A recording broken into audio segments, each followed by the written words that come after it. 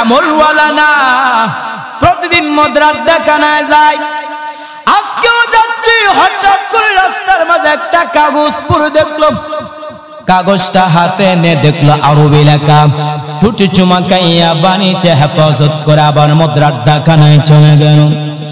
ওই জামানার কুতুবুল আলম হাসান বসরি রাহমাতুল্লাহি আলাইহি আল্লাহ পক্ষ থেকে জানলেন মদের আড্ডাখানায় অমুক এক যুবক বান্দা, আমি আল্লাহর পক্ষ থেকে দাওয়াত পৌঁছা দাও। হাসান বসরি গভীর রাতে মদের আড্ডাখানায় চলে গেলেন। গেটের সামনে দাঁড়ানোর উপর সব মদ পানকা চিনে ফেললো। আমগো দেশের বড় হুজুর এখানে কেন? সবাই চিনে ফেলেছে। দেশের মধ্যে কি চাঁদাবাজ সন্ত্রাসী, তারা ভালো করেছিল। ভালো আলেমের কাছে গোপনে হাতে এনে দোয়া নেই, যে কারণে তো গজবে দোয়া করা হলো, একটা গজব ওদের মাথায় পড়ে না। ওই যে কোটি কোটি টাকা দান সৎকা করে আবার ভালো ভালো আলেমদের কাছ থেকে দোয়া নেই। ওই যুবক মতবাল করে মদুরাটায় বেহুশ। হাসান বসরি বলে বিশাল নামের যুবক ওখানে সিংরা বলে হাসান মদ পান করে মাতাল হয়ে পড়ে আছে। বলে হুশ আসলে আমার সালাম জানা দাও। এ বিশাল আসছে বড় হুজুর। হাসান বসরি ডাকছে তাড়াতাড়ি দ্রুত গতিতে মোটামুটি ফেরেশে আল্লাহর ওলি সামনে হাজির। এই যুবক আসো, তোমার হাতটা আমার হাতের সঙ্গে লাগায়া দাও। আল্লাহ ওয়ালাদের সোহবতে গেলে অ্যাকশন শুরু হয়, আল্লাহ ওয়ালাদের নেক নজর পড়ে অ্যাকশন শুরু হয়। এই যুবক যখন আল্লাহর ওলি হাসান বসরির সঙ্গে যখন হাতটা লাগায় চলতেছে, বলে এমন আমল কি আমল করেছো যার জন্য তোর কপাল খুলে যাচ্ছে? বলে ভালো কাজ তো জীবনে করে নাই, তবে আজকে আসার সময় টাকা ওজে টুকরা বাড়িতে হেফাজত করে গেছি। বলে তাই নাকি? চল বাড়িতে গিয়ে বলো কাগজটা আমার হাতে নাও। হাতের মধ্যে কাগজটা হাসান বসরি তাকায় দেখতেছেন, ওই কাগজের মধ্যে আমার আল্লাহর ইসমে আজম লেখা। আল্লাহর বলে যুবক কপাল তোর ভালো, তওবা কর, আল্লাহ তোর সম্মান ইজ্জত বাড়ায় দিবে। হেদায়েতের দরজা খুলে গেল। যুবক তওবা করলো। এখনই বিশাল, শুধু শুধু বিশাল না, এখন তার নামে শেষে হাফিয়া শব্দ লাগানো হয়। এই বিশ্বহাফি কেমন আল্লাহর মারিফত হাসিল করেছেন? জমিনের মধ্যে হাতে কিন্তু জুতা পায়ে পরিধান করে না। এর বিশ্বহাফি যুবক জমিনের মধ্যে হাতও কিন্তু জুতা পায়ে পরিধান করো নাই কেন? বিশ্বহাফি বলেন এই জমিনটা আমার নবীর জন্য আল্লাহ জায়নামাজ বানায় রেডি করে দিয়েছেন।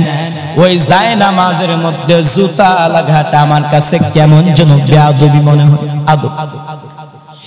এই বিশ্বহাফি একদিন চলে গেলেন ওই জমানের একজন ফকিহুল উম্মাহ ইমাম আহমদ বিন হাম্বল রাহমাতুল্লাহি আলাইহি দরজগায় খানেকায়। ইমাম আহমদ বিন হাম্বল বিশ্বহাফিকে দেখার পর দাঁড়ায় গেলেন, সম্মানের সাথে বসাইলেন, মেহমানদের আপ্যায়ন ব্যবস্থা করলেন, আর বললেন হযরত আপনার অনেক নাম শুনলাম, আসছে একটু প্রশ্ন করার জন্য। বলে করেন। বিশ্বহাফিকে দেখার পরে দাঁড়ায় গেলেন, সম্মানের সাথে বসাইলেন, মেহমানদের আপ্যায়ন ব্যবস্থা করলেন। ছাত্রদের চোখে নজর পড়ে গেল ইমাম আহমদ এত দামি, আবার কি আসলো, তাকে তো সম্মান করা লাগবে। বিশ্বহাফি বিদায় হওয়ার পর ছাত্ররা বলল হযরত কাকে তো সম্মান। বলে তোমরা কি শোনো নাই বুজুর্গ বিশ্বহাফিতে আসছে? হযরত আপনার মতো বড় আলেম কেউ নাই। ইমাম আহমদ বিন হাম্বল বলে খবরদার যেন বেয়াদবি না হয়। খানেকা গিয়ে দাঁড়ালেন আর বললেন আমরা ইমাম আহমদ বিন হাম্বলের ছাত্র বলে বসেন। তিনিও তাদেরকে মেহমানদের আপ্যায়ন ব্যবস্থা করলেন আর বললেন হযরত আপনার অনেক নাম শুনলাম, আসছে একটু প্রশ্ন করার জন্য। বলে করেন। এক নাম্বার প্রশ্ন, নামাজের মধ্যে ওয়াজিব ছুটে গেলে কি করা লাগবে?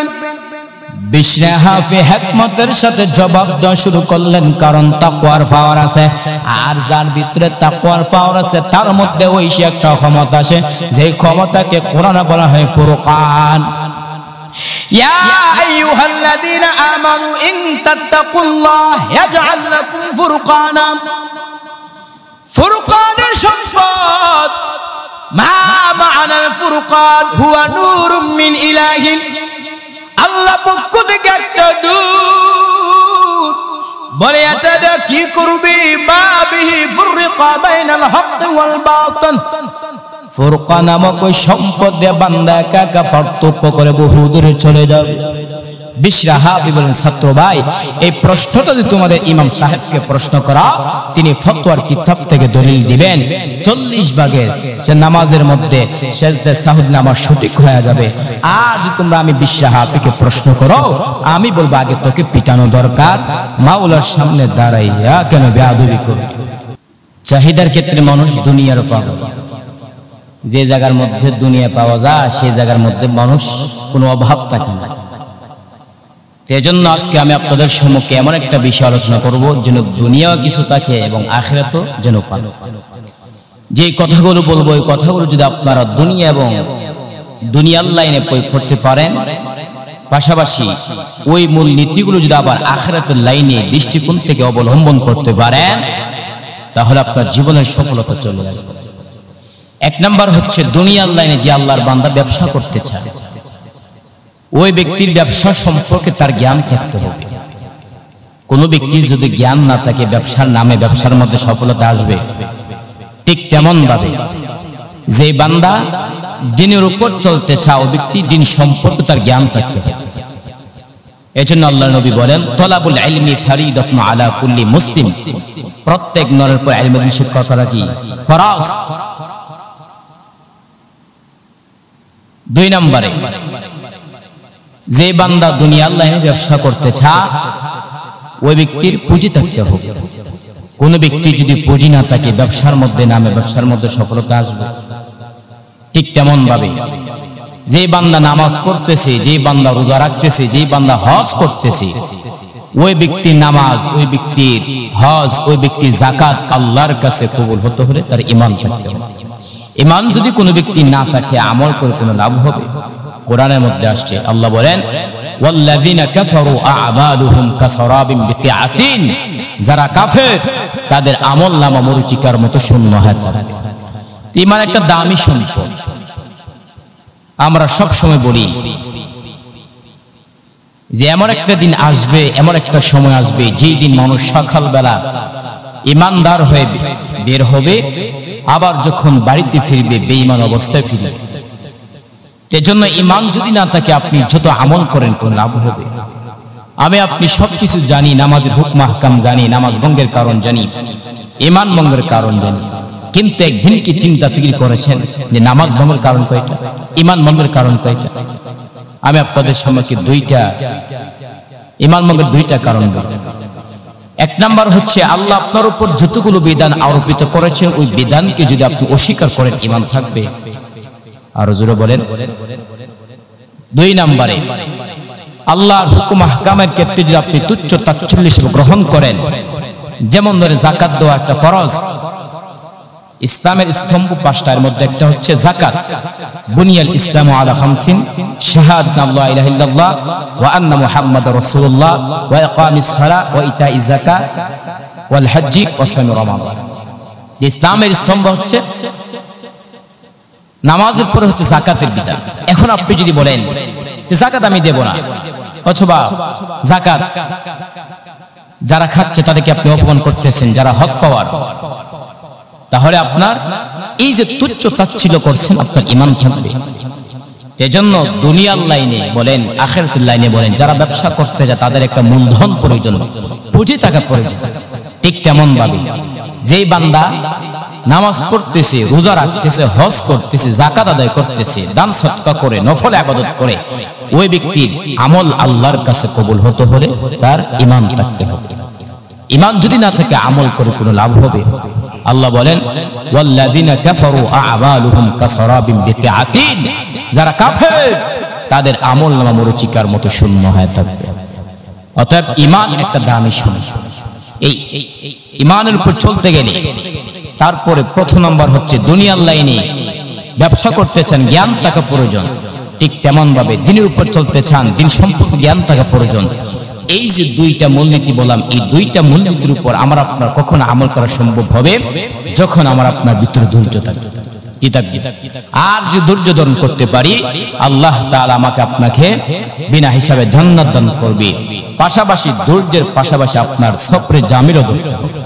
যদি আপনি ধৈর্যশীলদের অন্তর্ভুক্ত না হন, আপনি যদি চেষ্টা না করেন, আপনার ব্যবসার মধ্যে সফলতা আসবে? তাহলে চেষ্টা লাগবে। আল্লাহ বলেন, ওয়াল্লাযীনা জাহাদু ফীনা লানাহদিয়ান্নাহুম সুবুলানা ওয়া ইন্নাল্লাহা লামাআল মুহসিনিন। যারা আমি আল্লাহকে পাওয়ার উদ্দেশ্যে চেষ্টা করবে, আমি আল্লাহ ওই বান্দাদের অনেকগুলো রাস্তা দেখায় দেব। আল্লাহ তাআলা বলেন, ওয়াল্লাযীনা জাহাদু ফীনা লানাহদিয়ান্নাহুম সুবুলানা ওয়াল্লাযীনা জাহাদু ফীনা লানাহদিয়ান্নাহুম সুবুলানা ওয়া ইন্নাল্লাহা লামাআল মুহসিনিন।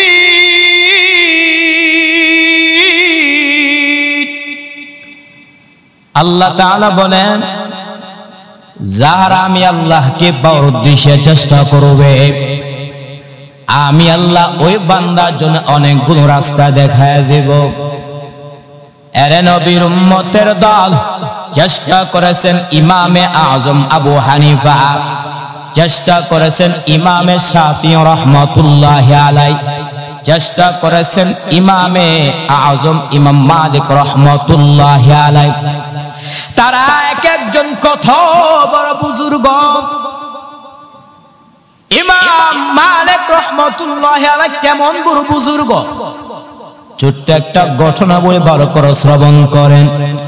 এরে নবীর উম্মতের দল জামানার কুতুব ইমাম মালিক রাহমাতুল্লাহি আলাইহি, তিনি কেমন ভাবে চেষ্টা করেছেন নবীর কুতুব প্রতি মহব্বত। কে সেই ইমাম মালিক? 70 বছর বান্দা মদিনার মধ্যে জীবন কাটায়, কিন্তু একটা বড় জুতা পায়ে পরিধান করেন না। আরে ইমাম মালিক, 70 বছর বান্দা তুমি মদিনার মধ্যে কাটাও, কিন্তু তুমি জুতা পায়ে পরিধান করো নাই কেন? ইমাম মালিক বলেন, আমি নবীর বড় আশিক। আমি যখন মদিনার অলিগলিতে জুতা লাগাইয়া হাঁটি, আমি নাকটা লাগা দেখি পয়গম্বরের রওজার ঘ্রাণ আমার নাকে লাগতেছে। ইমামুল আউয়ালিন আল আখিরিন বহর সাদাকা রাহমাতান লিল আলামিন, শুধু জুদাস রাহমাতাল লিল আলামিন, মসজিদে ও শুধু হাবারু এ জমিন। এরে নবীর উম্মতের দল ওই জামানার কুতুব ইমাম মালিক রাহমাতুল্লাহি আলাইহি ইচ্ছা করলে বান্দা মদিনা থেকে মক্কায় গিয়ে হজ পালন করতে পারে, বছর বছর উমরা পালন করতে পারে। এত সুযোগ থাকার উপর ইমাম মালিক তিনি মদিনা থেকে মক্কায় যায় না। ইমাম মালিক তার দিলের বড় তামান্না, আমি যদি মদিনা থেকে মক্কা হজ করতে যাই, আর যদি আমার ইন্তেকাল হয়, আমি তো মদিনাওয়ালা পাশে থাকতে পারবো না। এরে নবীর উম্মতের দল একদিন ঘুমের ঘরে ইমাম মালিকের সাথে নবীর মুলাকাত হয়ে গেছে। ইমাম মালিক নবীর সাথে কথা শুরু করে দিলেন। ইমাম মালিক বলেন, ওগো আল্লাহর নবী, আজকে আপনার সাথে আমার অন্য কোনো বিষয়ে কথা না। ও পয়গম্বর, আপনি আমাকে জানা দেন আমার হায়াতটা কত। নবী আমার ডান হাত উঁচু করে 5টা আঙ্গুল দেখাইছে। এবার ইমাম মালিক টেনশনের মধ্যে পড়ে গেলেন। নবী আমার এই ডান হাত আঙ্গুল দ্বারা কি বুঝাইছে? 5টা বছর নাকি 5টা দিন নাকি 5টা মাস? ইমাম মালিক টেনশনের মধ্যে পড়ে গেলেন। ইমাম মালিক তার খাদেমকে বললেন, এ খাদেম, জলদি করে আল্লামা ইবনে সিনার কাছে যাও, তার কাছে যাও স্বপ্নের ব্যাখ্যা জানো। তবে আমার নাম ইমাম মালিক বলবা না। খাদেম দৌড়াইয়া আল্লামা ইবনে সিনার কাছে গিয়ে সুন্দর করে সালাম দিল আর বলতে লাগলো এক আল্লাহর বান্দার সাথে ঘুমের মধ্যে নবীর মোলাকাত হয়ে গেছে। ওই আল্লাহর বান্দা নবীকে প্রশ্ন করলেন, নবী আমার হায়াতটা কত আপনি জানা দেন। নবী আমার ডান হাত উঁচু করে 5টা আঙ্গুল দেখাইছে। এবার আপনি স্বপ্নের ব্যাখ্যা করেন 5টা বছর নাকি 5টা দিন নাকি 5টা মাস। আল্লামা ইবনে সিরিন যেই বান্দা স্বপ্ন দেখেছে তার নামটা বলে দাও। যদি ওই ব্যক্তির নাম না বলে স্বপ্নের ব্যাখ্যা দেওয়া হবে না। খাদেম দৌড়াইয়া আল্লামা ইবনে সিরিন ইমাম মালিকের কাছে গিয়া বলতে লাগলো, আসসালামু আলাইকুম শেখ আমার, আপনার নাম না বলে স্বপ্নের ব্যাখ্যা দিবে না। ইমাম মালিক তার খাদেম কি বললেন, এ খাদেম জলদি করে আল্লামা ইবনে সিরিনের কাছে আমার নামটা বলে দাও, তারপর স্বপ্নের ব্যাখ্যা জানা বড় জরুরি।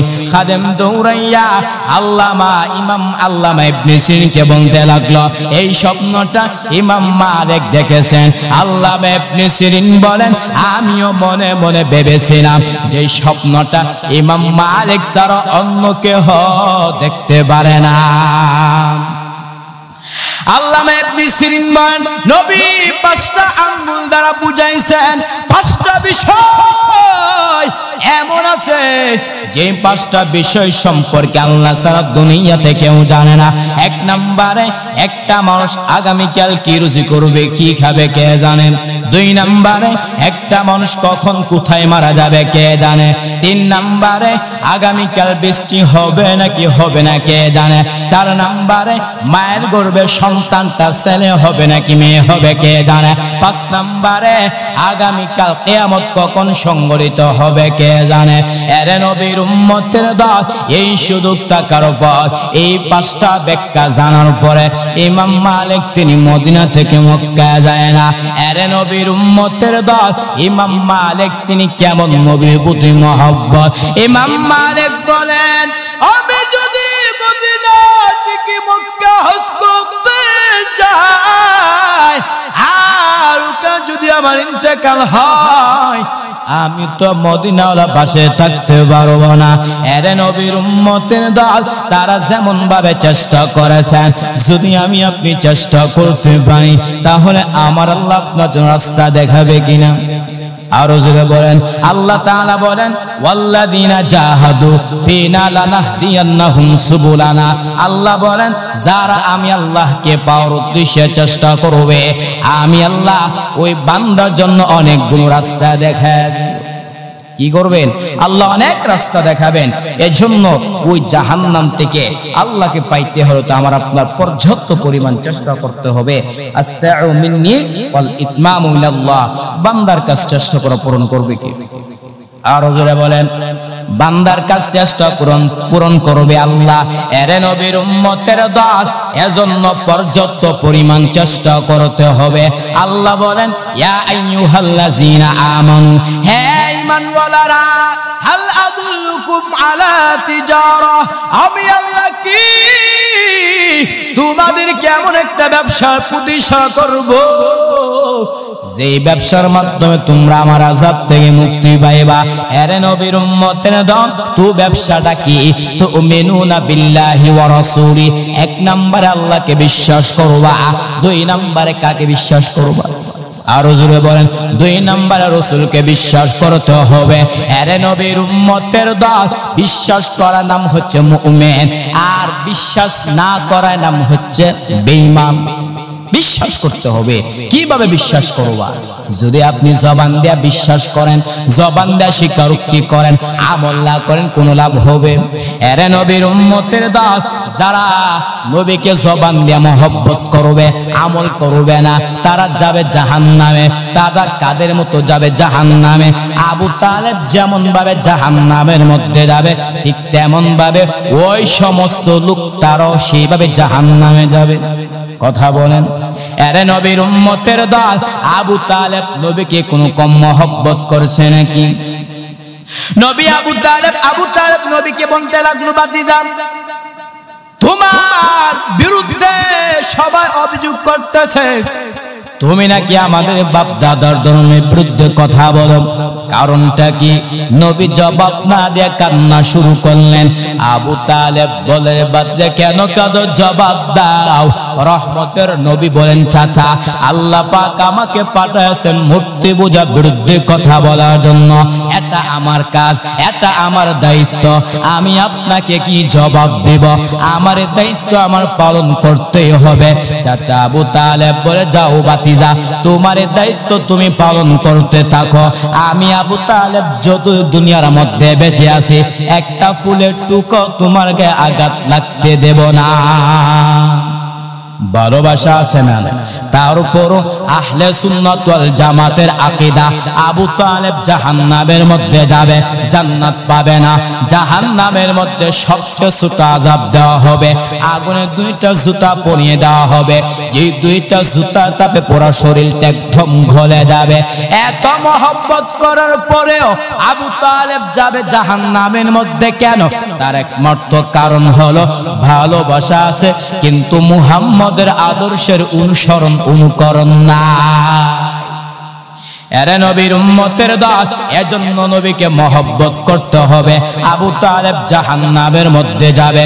যদি তুমি নবীকে মহব্বত করো, জবান দিয়ে স্বীকারোক্তি করো না, অন্তর দিয়ে বিশ্বাস করো না, আমলের মাধ্যমে দেখাও না, আবু তালেব যেমন ভাবে যাবে জাহান্নামে, ঠিক তেমন ভাবে তুমিও যাবা সেইভাবে জাহান্নামে। এরে নবীর উম্মতের দল, সাহাবায়ে কেরাম তারা নবীকে কেমন মহব্বত করছে, নবীর সুন্নতের জন্য কেমন পাগল ছিল। মুসলমানরা যখন পারস্যের মধ্যে আক্রমণ করলো, পারস্যের সম্রাট কিসরা মুসলমানদের মাঝে একটা ফায়সালার ব্যবস্থাপনা করলো। মুসলমানদের পক্ষে ছিল হুযায়ফা ইবনে ইয়ামান। হুযায়ফা ইবনে ইয়ামান সহ কয়েকজন সাহাবায়ে কেরাম যখন বাদশার দরবারে গেলেন পারস্যের সম্রাট কিসরার কাছে, এবার কিসরা মুসলমান সাহাবায়ে কেরামকে খাবারের ব্যবস্থা করলেন, ইন্তজাম করলেন। এক পর্যায়ে হুযায়ফা ইবনে ইয়ামানের হাত থেকে একটা খাবারের লুকমা পড়ে গেল। হুযায়ফা ইবনে ইয়ামান চরম হয়ে গেল। আমার নবী বলছেন, যখন কোনো খাবার পড়ে যায় ওই খাবার তোমরা তুলে নাও। কারণটা হলো কোন খাবারের মধ্যে বরকত আছে কেউ জানে না। হুযায়ফা ইবনে ইয়ামান নবীর মহব্বত নিয়া ওই খাবারটা যখন তুলে ফেললো, তার পার্শ্ববর্তী একজন সাহাবী তাকে মৃদু সুরে আঘাত করলো। বাদশার দরবারে তা কেমন যেন একটু খারাপ লাগে। হুযায়ফা ইবনে ইয়ামান বলেন, আতুতরুকু সুন্নাত হাবিবি লিহাউলাইল হুমাকাই, আমি কি সমস্ত নির্বুদ্ধির কারণে আমার নবীর সুন্নতটা ছেড়ে দিব? এরে নবীর উম্মতের দল, তারা বাদশার দরবারে যাওয়ার পর নবীর সুন্নত ছাড়ে না। কিন্তু আমি আপনি বাদশার দরবারে যাওয়া লাগবে কেন? নিজের ঘরের মধ্যেই তো নবীর সুন্নত মানি না। মানেন? আরো জোরে বলেন। এরে নবীর উম্মতের দল, সাহাবায়ে কেরাম তারা নবীর প্রতি কত মহব্বত ছিল ইতিহাসের মধ্যে পাওয়া যায়। নবীর কথা সাহাবায়ে কেরাম কেমন মানছে। নবী সাহাবায়ে কেরামদেরকে বললেন, এরে আমার সাহাবায়ে কেরাম, আমরা যুদ্ধের ময়দানে অংশগ্রহণ করব, দান সদকা করো, সম্পদ দান করো। ওমর দান করলেন, উসমান দান করলেন, হযরত আলীও দান করলেন, আবু বকর তার সম্পদ নিয়ে হাজির করলেন। আল্লাহ নবী বললেন, আরে উমর কি পরিমাণ সম্পদ দান করেছ? উমর বলেন, আমার সম্পদের অর্ধেক আমি দান করে দিলাম। নবী আবু বকর কি বললেন, আরে আমার আবু বকর কি পরিমাণ সম্পদ দান করেছ? আবু বকর ডাক দিয়া বললেন, পয়গম্বর আমার ঘরের মধ্যে যা ছিল সব আমি দান করে দিলাম। নবী বললেন, আবু বকর তোমার ঘরের মধ্যে কি কিছু নাই? আবু বকর ডাক দিয়া বললেন, পয়গম্বর আমার আল্লাহ আপনি ছাড়া আমার আপন কেউ নাই, আমার ঘরের মধ্যে যা ছিল সব আমি দান করে দিলাম। নবী আশ্চর্য হয়ে গেলেন। হঠাৎ করে জিবরাইল আমিন এসে হাজির। জিবরাইল আমিন পয়গম্বর আপনার সাহাবী আবু বকরকে আল্লাহ সালাম দিয়েছেন আর জানতে চেয়েছেন এই অবস্থা তার মনের হালতটা কি। আল্লাহ জানার পর কেন বললেন? আল্লাহ তার নবীকে বুঝাইলেন আল্লাহ আবু বকরকে কত মহব্বত করেন। এরে নবীর উম্মতের দল, এবার নবী আবু বকরকে বললেন আবু বকর আল্লাহ তোমাকে সালাম দিয়েছেন আর জানতে চেয়েছেন এই অবস্থা তোমার মনের হালতটা কি। আবু বকর কোনো জবাব না দিয়ে চোখে পানি ফেলা কান্না করতেছেন। নবী আবু বকর কি বললেন? হে আবু বকর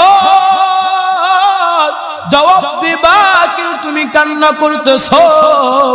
আবু বকর কান্না করে করে বলে পয়গম্বর আমি আবু বকর ছিলাম জাহান্নামের আসামি।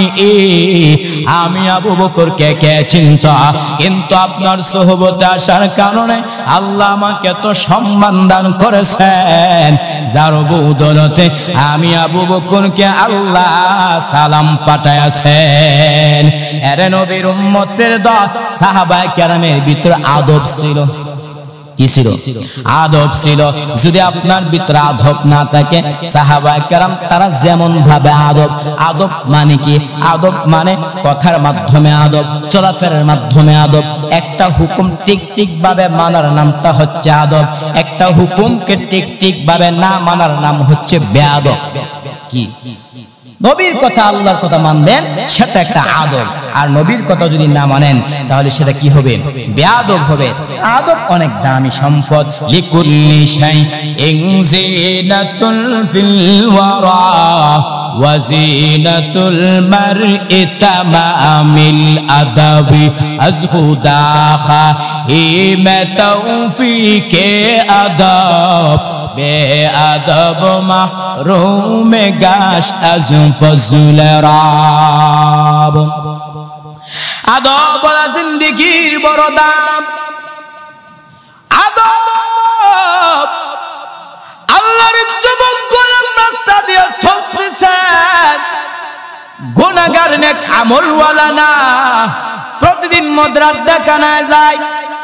আজকেও যাচ্ছি, হঠাৎ করে রাস্তার মাঝে একটা কাগজ পড়ে দেখলো। কাগজটা হাতে নে দেখলো আরবি লেখা, টুটি চুমাকাইয়া বাণীতে হেফাজত করে আবার মুদ্রার দাখানায় চলে গেল। ওই জামানার কুতুবুল আলম হাসান বসরি রাহমাতুল্লাহি আলাইহি আল্লাহ পক্ষ থেকে জানলেন মদের দাখানায় অমুক এক যুবক বান্দা আমি আল্লাহর পক্ষ থেকে দাওয়াত পৌঁছা দাও। হাসান বসরি গভীর রাতে মুদ্রার দাখানায় চলে গেলেন। গেটের সামনে দাঁড়ানোর উপর সব মদ পান কা চিনে ফেললো। আমগো দেশের বড় হুজুর এখানে কেন? সবাই চিনে ফেলেছে। দেশের মধ্যে কি চাঁদাবাজ সন্ত্রাসী তারা ভালো করেছিল। ভালো আলেমের কাছে গোপনে হাতে এনে দোয়া নেই, যে কারণে তো গজবে দোয়া করা হলো একটা গজব ওদের মাথায় পড়ে না। ওই যে কোটি কোটি টাকা দান সৎকা করে আবার ভালো ভালো আলেমদের কাছ থেকে দোয়া নেই। ওই যুবক মতবাল করে মদরাটায় বেহুশ। হাসান বসরি বলে বিশাল আমের যুবক ওখানে সিংনা বলে হাসান মতপান করে মাতাল হয়ে পড়ে আছে। বলে হুশ আসলে আমার সালাম জানা দাও। এ বিশাল আসছে বড় হুজুর। হাসান বসরি ডাকছে তাড়াতাড়ি দ্রুত গতিতে মোটামুটি ফেরেশতা আল্লাহর ওলি সামনে হাজির। এই যুবক আসো, তোমার হাতটা আমার হাতের সঙ্গে লাগায়া দাও। আল্লাহ ওয়ালাদের সোহবতে গেলে অ্যাকশন শুরু হয়, আল্লাহ ওয়ালাদের নেক নজর পড়ে অ্যাকশন শুরু হয়। এই যুবক যখন আল্লাহর ওলি হাসান বসরির সঙ্গে যখন হাতটা লাগায় চলতেছেন, বলে এমন আমল কি আমল করেছো যার জন্য তোর কপাল খুলে যাচ্ছে? বলে ভালো কাজ তো জীবনে করে নাই, তবে আজকে আসার সময় একটা কাগজে টুকরা বাড়িতে হেফাজত করে গেছি। বলে তাই নাকি? চল বাড়িতে গিয়ে বলো কাগজটা আমার হাতে নাও। হাতের মধ্যে কাগজটা হাসান বসরি তাকায় দেখতেছেন, ওই কাগজের মধ্যে আমার আল্লাহর ইসমে আযম লেখা। আল্লাহর বলে যুবক কপাল তোর ভালো, তওবা কর, আল্লাহ তোর সম্মান ইজ্জত বাড়ায় দিবে। হেদায়েতের দরজা খুলে গেল। যুবক তওবা করলো। এখনই বিশাল, শুধু শুধু বিশাল না, এখন তার নামে শেষে হাফিয়া শব্দ লাগানো হয়। এই বিশ্বহাফি কেমন আল্লাহর মারিফত হাসিল করেছেন, জমিনের মধ্যে হাতে কিন্তু জুতা পায়ে পরিধান করে না। এর বিশ্বহাফি যুবক জমিনের মধ্যে হাতে কিন্তু জুতা পায়ে পরিধান করো নাই কেন? বিশ্বহাফি বলেন এই জমিনটা আমার নবীর জন্য আল্লাহ জায়নামাজ বানায় রেডি করে দিয়েছেন। ওই জায়নামাজের মধ্যে জুতা লাগাটা আমার কাছে কেমন যেন বেয়াদবি মনে হয়, আদব। এই বিশ্বহাফি একদিন চলে গেলেন ওই জমানের একজন ফকিহুল উম্মাহ ইমাম আহমদ বিন হাম্বল রাহমাতুল্লাহি আলাইহি দরজগায় খানকায় ইমাম আহমদ বিন হাম্বল বিশ্বহাফিকে দেখার পরে দাঁড়ায় গেলেন, সম্মানের সাথে বসাইলেন, মেহমানদের আপ্যায়ন ব্যবস্থা করলেন, আর বললেন হযরত আপনার অনেক নাম শুনলাম, আসছে একটু প্রশ্ন করার জন্য বলে করেন। বিশ্বহাফিকে দেখার পরে দাঁড়ায় গেলেন, সম্মানের সাথে বসাইলেন, মেহমানদের আপ্যায়ন ব্যবস্থা করলেন। ছাত্রদের চোখে নজর পড়ে গেল ইমাম আহমদ এত দামি আবার কি আসলো, তাকে তো সম্মান করা লাগবে। বিশ্বহাফি বিদায় হওয়ার পর ছাত্ররা বলল হযরত কাকে তো সম্মান, বলে তোমরা কি শুনো নাই বুজুর্গ বিশ্বহাফি তিনি আসছেন। হযরত আপনার মতো বড় আলেম কেউ নাই। ইমাম আহমদ বিন হাম্বল বলে খবরদার যেন বেয়াদবি না হয়। খানকায় গিয়ে দাঁড়ালেন আর বললেন আমরা ইমাম আহমদ বিন হাম্বলের ছাত্র, বলে বসেন। তিনিও তাদেরকে মেহমানদের আপ্যায়ন ব্যবস্থা করলেন আর বললেন হযরত আপনার অনেক নাম শুনলাম, আসছে একটু প্রশ্ন করার জন্য বলে করেন।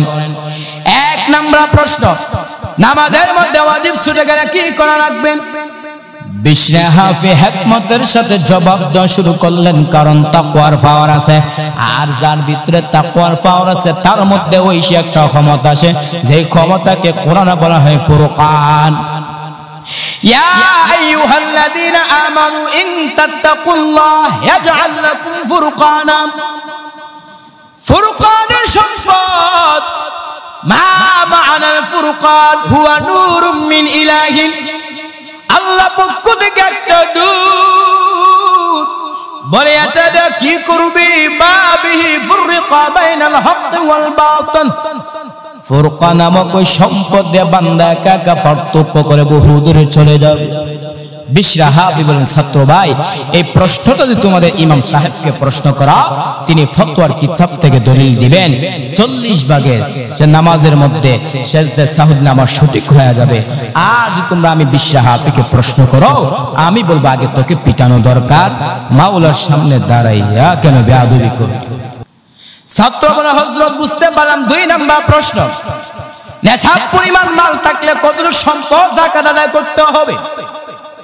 বিশ্বহাফি বলেন ও ছাত্র ভাই, এই প্রশ্নটা তোমাদের ইমাম সাহেবকে প্রশ্ন করো, তিনি ফতোয়ার কিতাব থেকে দলিল নেবেন 40 ভাগের 1 ভাগ যাকাত আদায় করলে হয়ে যাবে। আর যদি তোমরা আমি বিশ্বহাফিকে প্রশ্ন করো, আমি বলবো আগে তোকে পিটানো দরকার, মাওলার সামনে দাঁড়াইয়া কেন বেয়াদবি করলি? এরা নবীর উম্মতের দল, এজন্য আদব ছিল আল্লাহর ইসমে আজমকে সম্মান করার কারণে বিশ্বের মধ্যে ইতিহাসের পাতার মধ্যে একজন সংরক্ষণ রেখা হয়েছে বিশ্বহাফির কথা। এরা নবীর উম্মতের দল, এজন্য আদব লাগবে, নবীর কথা মানতে হবে।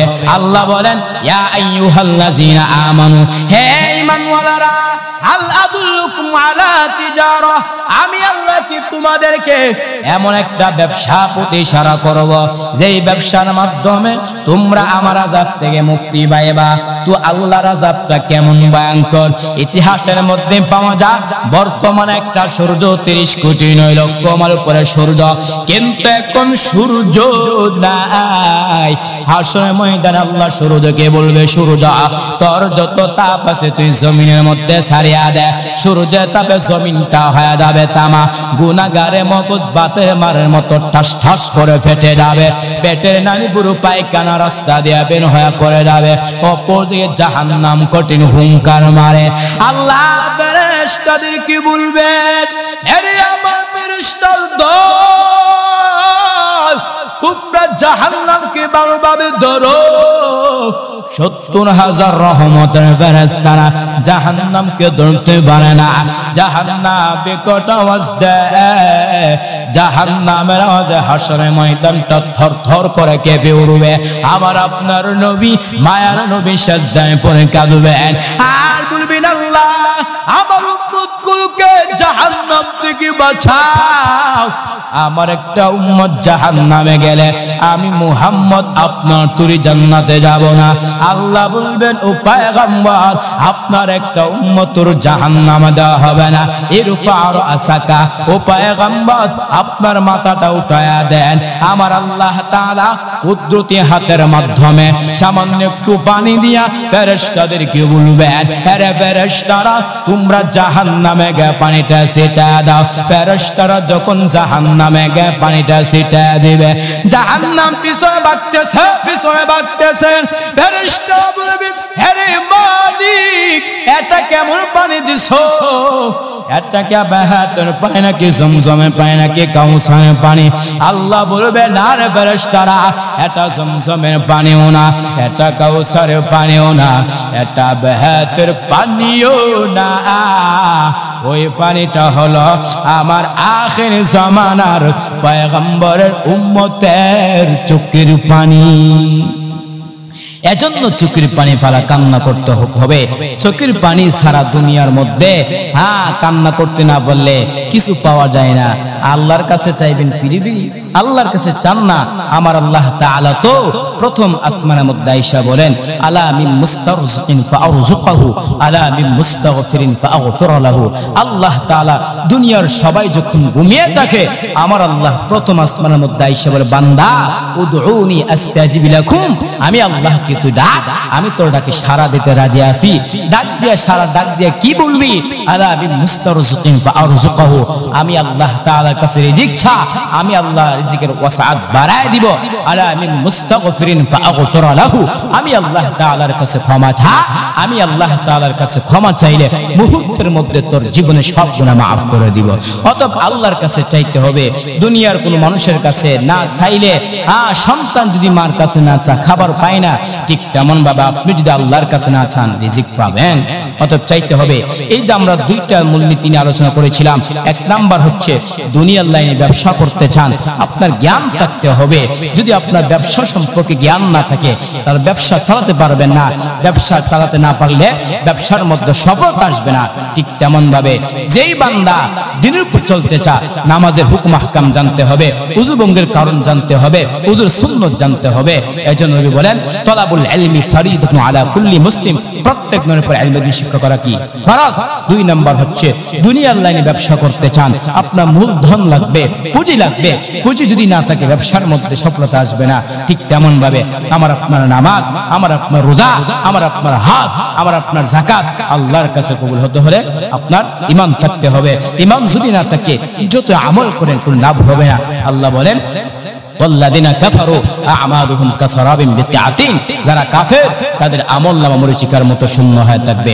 অতএব এই যে দুইটা মূলনীতি আলোচনা করলাম, পাশাপাশি এই দুইটার উপর আমল করতে হলে আপনার চেষ্টা লাগবে।